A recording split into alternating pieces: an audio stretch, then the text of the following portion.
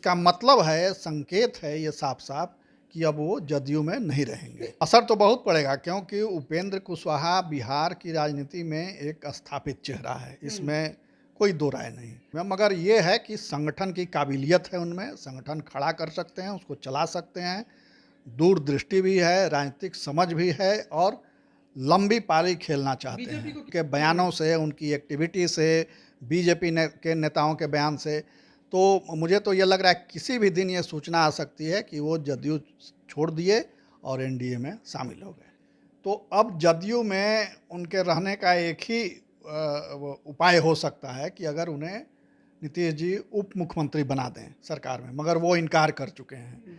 Delhi AIIMS में जाकर के बीजेपी के नेता मिले और उनका वेलकम करने का बयान आया, तो उससे ये लग रहा है कि अब वो उस ओर बढ़ रहे हैं, एनडीए में जाने की ओर बढ़ के बयानों से, उनकी एक्टिविटी से, बीजेपी के नेताओं के बयान से, तो मुझे तो ये लग रहा है किसी भी दिन ये सूचना आ सकती है कि वो जदयू छोड़ दिए और एनडीए में शामिल हो गए। नमस्कार, आप लाइव बिहार देख रहे हैं। मैं हूं राजमोहन तिवारी। बिहार में महागठबंधन की सरकार को लेकर पिछले दिन खींचतान तो हमने देखी, लेकिन अब सबसे ज्यादा जो खींचतान है वो जनता दल यूनाइटेड में देखने को मिल रही है। पहले नीतीश कुमार उपेंद्र कुशवाहा को लेकर बड़ी बात कह देते हैं कि वो आते जाते रहते हैं। इसके अलावा वो ये भी कहते हैं कि वो स्वतंत्र हैं कहीं भी आने के लिए और जाने के लिए।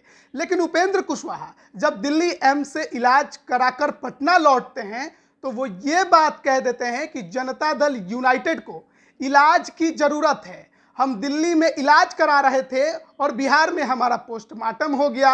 अब ये जो उनकी बातें हैं, उसके बाद बिहार की राजनीति में एक बार फिर से लवकुश समीकरण को लेकर चर्चा छिड़ गई है कि क्या होने वाला है। इसी पर बात करेंगे। हमारे साथ वरिष्ठ पत्रकार प्रवीण बागी हैं। क्या होने वाला है? देखिए, उपेंद्र कुशवाहा जो हैं वो थोड़े उतावले नेता हैं और बहुत जल्दी परिणाम चाहते हैं। हालांकि उनको उस हिसाब से मिला भी है, जितनी उनकी राजनीतिक आयु है उस हिसाब से उनको अच्छी उपलब्धि उनकी मानी जाएगी राजनीति में। मगर जब से वो जदयू में गए हैं तब से वो सहज महसूस नहीं कर रहे हैं, क्योंकि जो प्रॉमिस उनसे किया गया था, जिस प्रॉमिस के आधार पर उन्होंने अपनी पार्टी का विलय कराया था जनता दल यू में, वो प्रॉमिस पूरा नहीं होता दिख रहा है। तो उन्हें एमएलसी जरूर बना दिया गया, संसदीय बोर्ड का अध्यक्ष भी बना दिया गया, मगर एमएलसी और संसदीय बोर्ड के अध्यक्ष का पद जो है वो कुशवाहा को लग रहा है कि वो हमारे लिए काफ़ी नहीं है। क्योंकि संसदीय बोर्ड का अध्यक्ष तो एक झुंझुना ही माना जाएगा, क्योंकि जदयू जैसी पार्टियों में जहां वन मैन शो है, वन मैन लीडरशिप है, वहां संसदीय बोर्ड के अध्यक्ष या राष्ट्रीय अध्यक्ष, प्रदेश अध्यक्ष, बाकी पदाधिकारियों का कोई बहुत माने मतलब है नहीं। तो वैसे में अपनी इच्छा भी उन्होंने व्यक्त कर दी। अब कोई छुपी हुई बात नहीं है, उन्होंने कह दिया कि भाई न मैं सन्यासी हूँ, न मठ में बैठा हूँ, और उप मुख्यमंत्री इशारों में कह भी दिया कि उप मुख्यमंत्री हम बनेंगे तो हमको अच्छा लगेगा। तो अब जदयू में उनके रहने का एक ही उपाय हो सकता है कि अगर उन्हें नीतीश जी उप मुख्यमंत्री बना दें सरकार में, मगर वो इनकार कर चुके हैं। तो इनकार कर दिए तो अब उनके सामने कोई रास्ता नहीं है। या तो जदयू में रह के अपने असमय राजनीतिक समाप्ति का इंतजार करें, या फिर दूसरे मैदान में जा कर के वहाँ नए सिरे से अपनी राजनीति शुरू करें।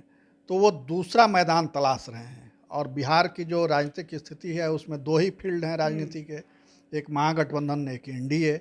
तो जब महागठबंधन से वो निकलेंगे तो स्वाभाविक तौर पर एनडीए के साथ जुड़ेंगे, और उसकी तैयारी भी हो गई दिखती है कि जैसे दिल्ली एम्स में जा कर के बीजेपी के नेता मिले और उनका वेलकम करने का बयान आया, तो उससे ये लग रहा है कि अब वो उस ओर बढ़ रहे हैं, एनडीए में जाने की ओर बढ़ रहे हैं। दिल्ली में इलाज करा रहे थे एम्स में, क्या लगता है कि बीजेपी से डील करके ही पटना लौटे हैं? तुरंत डील नहीं होता है ऐसे मामलों में, कई स्तर पर बातचीत होती है, फिर बड़े नेताओं से बातचीत होगी, अभी तो प्रदेश के नेताओं से बात हुई, फिर अब केंद्रीय नेताओं से बातचीत एक तरह होगी। से देखा जाए पटना लौटे तो नीतीश कुमार को ही चुनौती दे दिया। चुनौती दे दिया इसलिए कि उन्होंने मन बना लिया है कि अब यहाँ नहीं रहना है। तो जब नहीं रहना है तो फिर कोई लोक लाज नहीं, कोई लिहाज नहीं, अब सीधा सीधा आमना सामना फरियाने की स्थिति में वो हैं। और इसीलिए उन्होंने कह दिया कि नीतीश जी से बात करना होगा तो हम खुद कर लेंगे, किसी माध्यम की ज़रूरत नहीं है।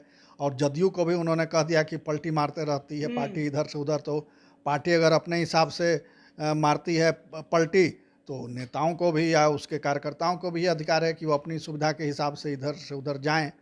तो ये उन्होंने साफ साफ कह दिया, और ये भी कह दिया कि पार्टी बीमार है।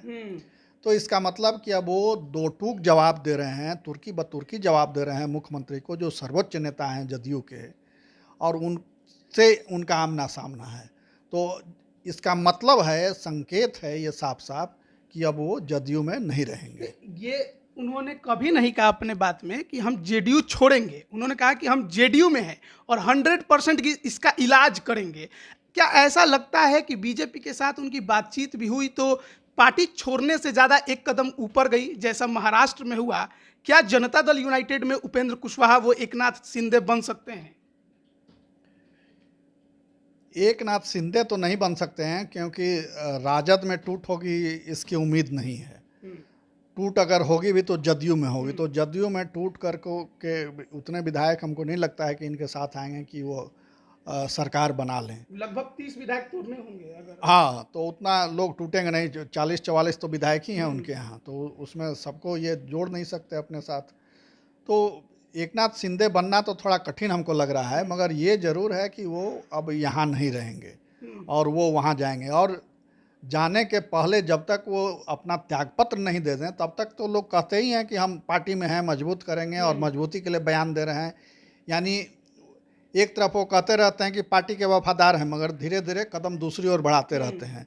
तो वो कदम दूसरी ओर बढ़ा चुके हैं। अब इसी शर्त पर उनको रोका जा सकता है जब उनको उप मुख्यमंत्री पार्टी बना दे, और इसके लिए वो इनकार कर चुके हैं। तो अब सारे रास्ते बंद हैं। अब सिर्फ इंतजार करना है ये कि कब उनके इस्तीफे की घोषणा होती है और कब एनडीए में शामिल होने की क्या घोषणा लगता है कि उपेंद्र कुशवाहा एक बार फिर से बीजेपी में शामिल हो जाएंगे या फिर एक नया संगठन बनाने की ओर अग्रसर होंगे? क्योंकि उपेंद्र कुशवाहा की पहले भी पार्टी थी। देखिए, बीजेपी तो नहीं चाहेगी कि वो पार्टी बना करके और गठबंधन में शामिल हो। जैसे नीतीश जी ने किया कि विलय करा लिया, वैसे ही बीजेपी भी चाहेगी कि ये खुद शामिल हो जाएं, अपने समर्थकों के साथ भाजपा में शामिल हो जाएं। अब उपेंद्र कुशवाहा क्या करते हैं, क्योंकि वो एक बार उनका कैलकुलेशन फेल हो गया विलय करा के और फंस गए वो। अगर वो पार्टी के साथ गठबंधन से जुड़ते, महागठबंधन से, तो आज उनकी हैसियत कुछ और होती। जो आज जिस तरह से वो बेचारे बने पड़े हैं, वैसे बेचारगी की स्थिति नहीं रहती।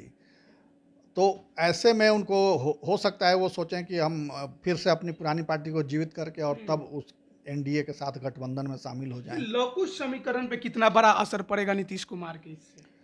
असर तो बहुत पड़ेगा, क्योंकि उपेंद्र कुशवाहा बिहार की राजनीति में एक स्थापित चेहरा है, इसमें कोई दो राय नहीं। और उनकी पकड़ भी है, उनका आधार भी है, कई इलाकों में अच्छा उनका संगठन रहा है, और वो जीते भी हैं। लोकसभा के 3 सीट मिले थे एनडीए के साथ, तो तीनों जीत गए थे। फिर बाद में हारे भी, खुद भी हारे, विधानसभा भी हारे, लोकसभा भी हारे, सब हार गए। तो ये चलता रहता है राजनीति में। मगर ये है कि संगठन की काबिलियत है उनमें, संगठन खड़ा कर सकते हैं, उसको चला सकते हैं, दूरदृष्टि भी है, राजनीतिक समझ भी है, और लंबी पारी खेलना चाहते हैं। बीजेपी को कितना फायदा पहुंचा देंगे? बीजेपी को तो अभी चुनाव है तो उसमें ज़रूर फायदा पड़ेगा। अगर कुछ भी प्लस होता है तो वो बीजेपी के लिए फ़ायदा है, क्योंकि बीजेपी अभी अकेली पार्टी है। लोजपा के दोनों घड़े ज़रूर उनके साथ हैं, मगर उसमें भी कौन किधर जाएगा अभी वो नहीं है।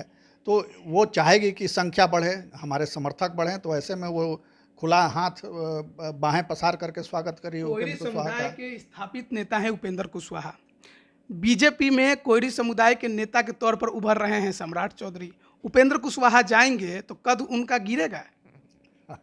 ये थोड़ा जटिल सवाल है, और ज़रूर दोनों में क्लैश हो सकता है, मगर ये बीजेपी के नेतृत्व कौशल पर निर्भर करता है कि कैसे दोनों नेताओं को एडजस्ट करे।